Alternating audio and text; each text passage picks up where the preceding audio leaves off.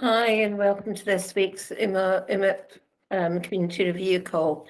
This week we've got 4 UMIPs, 490 to add Ondo ILP as price identifier, the Across V2 UMIP, 509 create PSP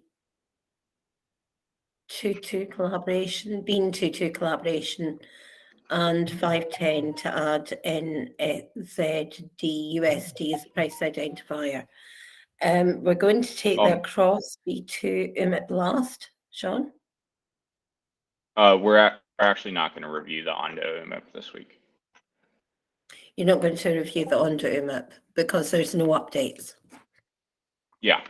The author, Alex, has withdrawn it. So I closed the pull request like literally right before this meeting. So, yeah. Cool. Okay. Will we start with the Tetu one then? Let me just share my screen. This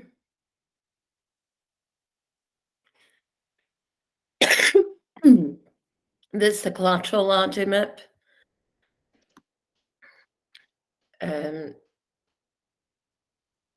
No comments on it. Have people had time to review this? I see that Hex is reviewed. I think Rainis left a comment. I mean, it's pretty straightforward, right? It's just a collateral add. Yes, the only comment I had was for this the bridge version of the token, which I don't think we should add here because which one? For the DE PSP on Arbitrum, because that has a dependency on the third party for the bridging. So I think if we put them together, only the ones which are bridged through native bridge, only those should be grouped together. Sean, what's your thinking on that? I defer to Rainis. Seems reasonable, right? So that's not the actual canonical token, right? Yes, seems so. Well, then yeah, I agree. If it's like specific for like a bridge, then yeah, I don't think so. Is there a canonical PSP token on Arbitrum? I'm not aware of, but yeah, we probably should just do final check before approving that to check whether or not there is that version. Cool. So either remove or replace this.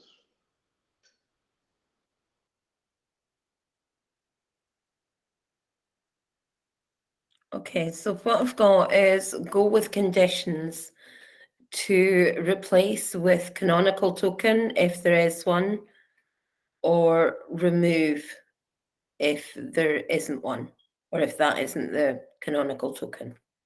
Yes. Cool. So what is the PSP actually used for then? You know, Rainis? No, I don't know the context here. Is it a Paraswap token? Yeah, that might make sense. Okay, I think in that case it actually needs to be added into the UMIP what DSP actually is if it's going to stay there. No, my question. No, I think on the top there it's shown that it's Paraswap. Yeah.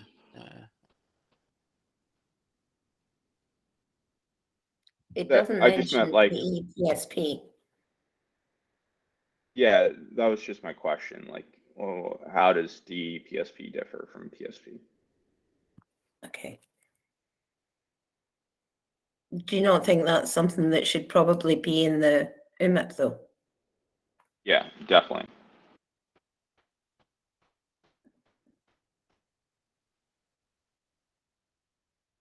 Okay, cool. I'll add that to the conditions. Okay, so that's a go with conditions. To clarify how PSP differs from PSP if it remains in, remove it if it is not the canonical bridge and replace with canonical if there is one.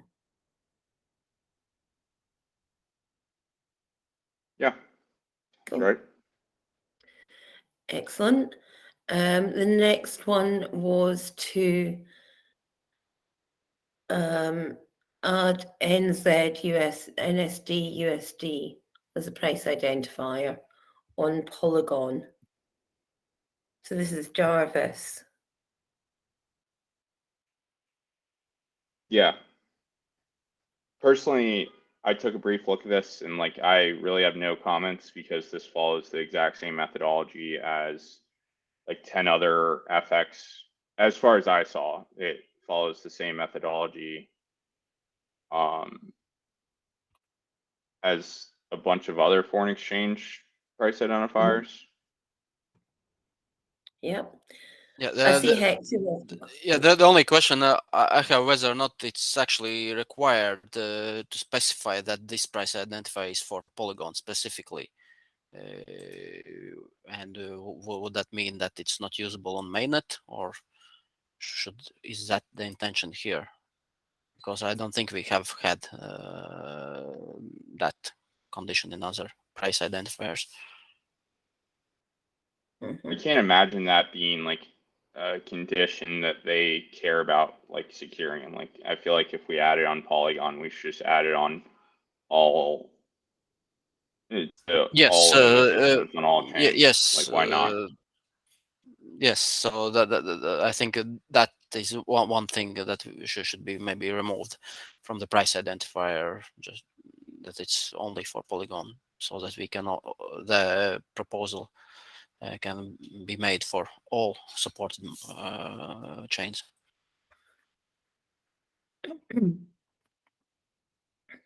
Okay, so I've got go with condition to remove the reference to Polygon so that it can be, so the price identifier can be used in all supportive chains.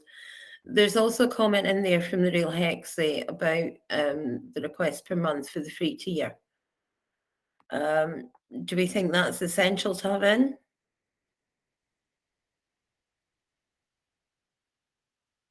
I think it's nice to have. I guess we didn't Okay. really have it in, I'm guessing if it wasn't in this one, then it wasn't in any of the other FX identifiers they passed. And it's using the same data source, also using trader made, right? So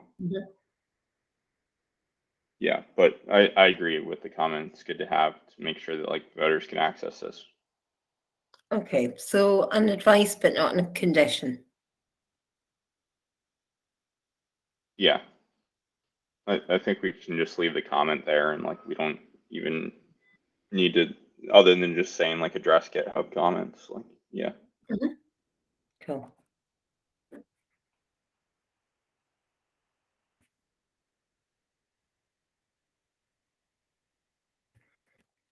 Our final one is the across V2 UMIP.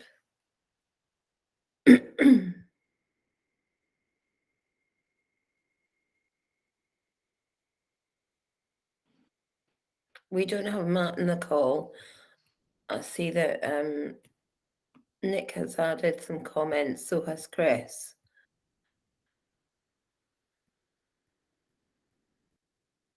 What are people's thinking on this one? The commentary here is a bit beyond me. Yes, it's quite involved technically. So one thing that came up in my head now, maybe there is worse having some brief like link to docs explaining how the actual like V2 across works, or even if it's a work in progress, that would be helpful for the context, because otherwise it doesn't seem reasonable to assume for humans actually to be able to execute on this without having that knowledge or alternative, because the way it's written, I think it's mostly for to write the bot implementation that like verifies these proposals and checks whether or not the relay bundles are valid or not. But for a human voter to go through that manually, it's a bit challenging, I would say. Yes, I'd agree. What's your thoughts? The thought was two comments that I had. One is once there is this price feed implementation, to add it as a link, similarly as we have for other like price identifiers, because here it's almost impossible for human to do the calculation like manually without the some helper script. And Pocket calculator. Yeah. And other one was if there is some doc on the overall like architecture, how the across V2 actually works, that could be helpful for voters as a context of what they are verifying here, because otherwise it's too technical, and at the end of the price identifier, it also kind of asks voters to give some judgment whether or not there is some messing up with the system. But in order for voters to detect that, I think they should have some broader context of how this is supposed to work. Cool. The feeling I'm getting is that this is a go with conditionals to link to a document explaining how the V2 architecture is designed, add a link to the price side implementation, and also to address GitHub comments. Yes, I think that would be okay. You have to have these conditions. Sean? I agree. Cool.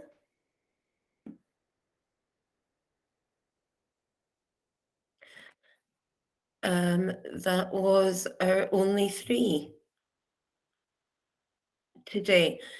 Is there anything else that anyone wants to raise at the minute? Nope. Cool. Thanks for Great. attending. Thank you. Bye. Thank you. Bye.